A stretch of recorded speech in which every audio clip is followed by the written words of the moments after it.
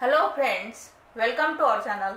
Friends, आज हम देखेंगे गिफ्ट डीड के बारे में पूरी जानकारी, गिफ्ट डीड से संबंधित सब कानून। फ्रेंड्स, वीडियो अंत तक देखिए, लाइक कमेंट शेयर कीजिए और सब्सक्राइब करना न भूलिए।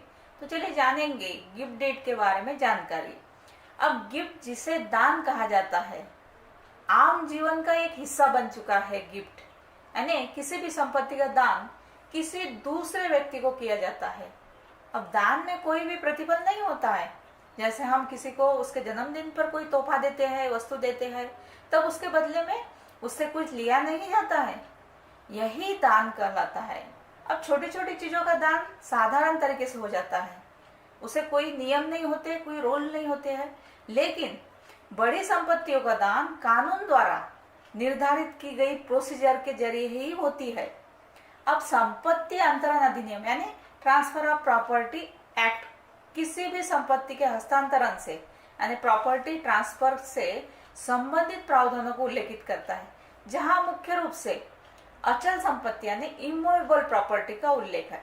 अब इस अधिनियम के अंतर्गत दान को भी परिभाषित किया गया है। अब किसी भी संपत्ति को हस्तांतरण करने की प्रक्रिया होती है यानी, और इसके प्रकार होते हैं जैसे विक्रय, दान, हक्क त्याग, वसीयत और पट्टा। ये जो प्रकार है ये दान के है। यह सभी किसी भी संपत्ति के हस्तांतरण के प्रकार है यानी प्रॉपर्टी ट्रांसफर के एक प्रकार है।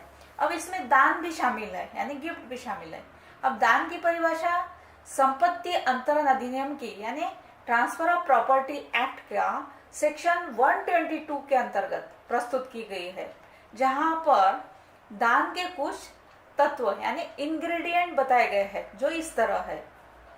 अब जैसे कोई व्यक्ति साउंड माइंड होना जरूरी है, अनसाउंड माइंड नहीं चलता, उसे पूरा होश हवास साउंड माइंड होना है, सुदृढ़ होना है और दिवालिया नहीं हो यानी इंसॉल्वेंट नहीं हो और बालिग हो, मेजर हो, जहां तब उसे सक्षम पक्षकार माना जाता है यानी कैपेबल माना जाता है दान देने के लिए।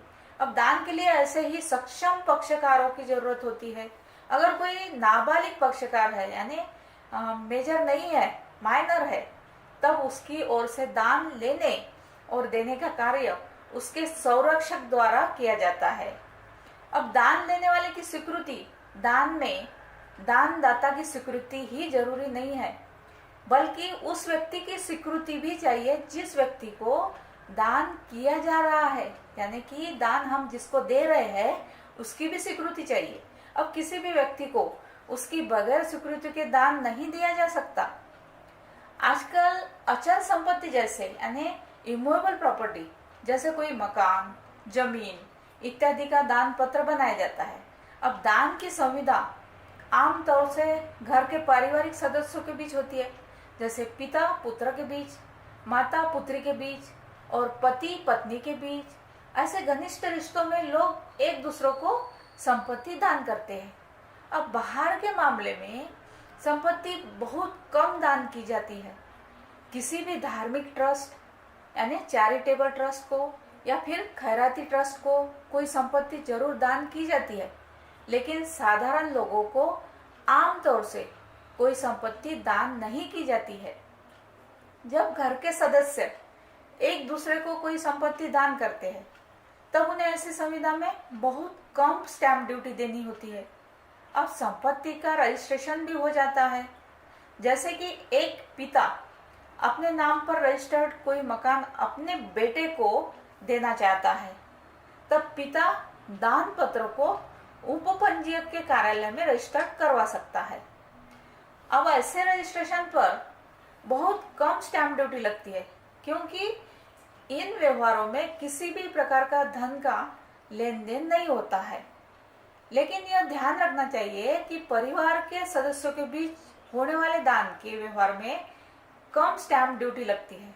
अब बाहर के किसी व्यक्ति को कोई संपत्ति, बाहर के किसी व्यक्ति को यानी परिवार के बाहर के कोई व्यक्ति को संपत्ति दान करने पर स्टैम्प ड्यूटी विक्रय जितनी ही लगती है।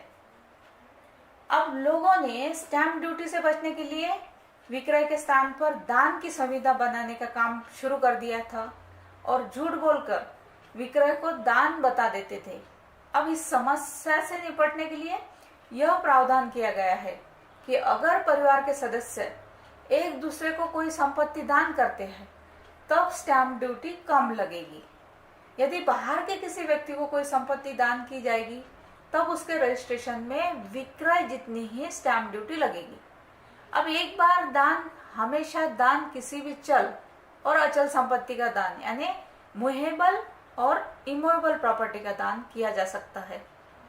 अब चल संपत्ति के दान में यानी मूवेबल प्रॉपर्टी के दान में दान पत्र का रजिस्ट्रेशन आवश्यक नहीं होता है, लेकिन अचल संपत्ति के मामले में, अचल संपत्ति यानी इमूवेबल प्रॉपर्टी के मामले में, जैसे जमीन, मकान, इन इमूवेबल प्रॉपर्टी के मामले में दान पत्र का रजिस्टर्ड होना बेहद जरूरी है।